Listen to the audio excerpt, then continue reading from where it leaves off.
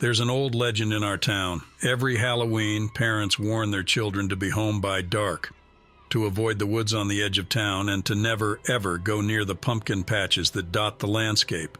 But as kids do, we ignored the warnings. After all, it was just a story, or so we thought.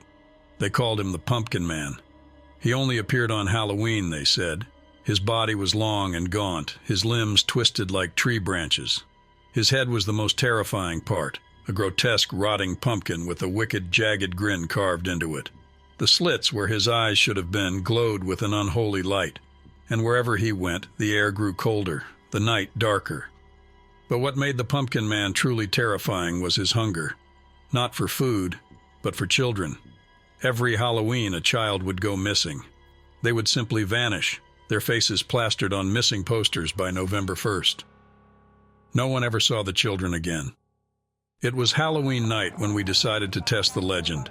Tommy, Sarah, and I had grown tired of the same old trick-or-treating routine, and after hearing the whispers of the Pumpkin Man all month, we wanted to prove he wasn't real. We were brave, stupid, really. We snuck away from the crowded streets, slipping down the quiet back roads toward the woods. We passed the old pumpkin patches where the vines crept up from the soil like fingers reaching for the sky. The moon was full, casting long shadows over the fields. As we approached the woods, the air grew still. The playful chatter of Halloween night faded, replaced by a deep, eerie silence.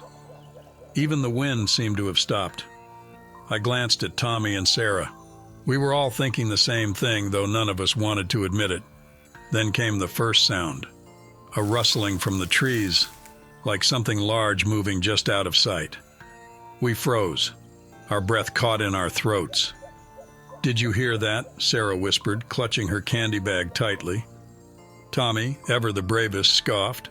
"It's probably just a raccoon. Come on, we're almost there."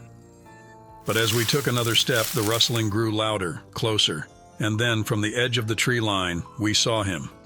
At first, it was just a silhouette, tall and thin, its limbs long and unnatural. But as the figure stepped into the moonlight, the pumpkin head became unmistakable. It was worse than any of us had imagined. The pumpkin wasn't fresh and orange. It was rotten, blackened in places, the jagged grin filled with dirt and decay. Those hollow, glowing eyes fixed on us, and I swear I felt them boring into my soul. We turned to run, but the Pumpkin Man moved fast, far faster than something that size should. He wasn't walking, he was gliding, his long limbs cutting through the darkness like knives. In the chaos, I lost sight of Tommy. His scream pierced the night, then abruptly stopped. I turned, heart hammering in my chest, just in time to see the Pumpkin Man's bony fingers dragging Tommy by the ankle into the pumpkin patch. His screams were muffled as he disappeared into the mass of vines and rotten pumpkins. "Tommy!" I yelled, but Sarah grabbed my arm, pulling me toward the safety of the houses. We ran until we couldn't breathe, until the streetlights of the town glowed like a lifeline ahead of us. But when we reached Sarah's house, we realized something horrible. Tommy was gone. There was no trace of him. No one believed us. They said he'd probably run off or gotten lost, but I knew better. That night I couldn't sleep. Every time I closed my eyes, I saw the Pumpkin Man, his glowing eyes, that terrifying grin. I kept hearing Tommy scream, playing over and over in my mind. The next morning I returned to the pumpkin patch. I had to know if Tommy was really gone. The ground was wet with dew, the air thick with the scent of earth and decay. And then, in the middle of the patch, I saw it, a small broken piece of Tommy's candy bag tangled in the vines. Years passed, and Tommy was never found. But the legend of the Pumpkin Man only grew. Every Halloween, another child would disappear, their face added to the long list of the missing. And though I tried to forget, every October, as the leaves turned and the air chilled, I remembered that night in the woods. I remembered the Pumpkin Man's eyes, how they glowed with an insatiable hunger. Last year it happened again. A little girl named Lily vanished from her front yard on Halloween night. The town was frantic, but deep down we all knew the truth. The Pumpkin Man had taken her. It's Halloween again tonight, and the streets are already bustling with children, dressed as ghosts and monsters, unaware of the real danger that lurks in the shadows.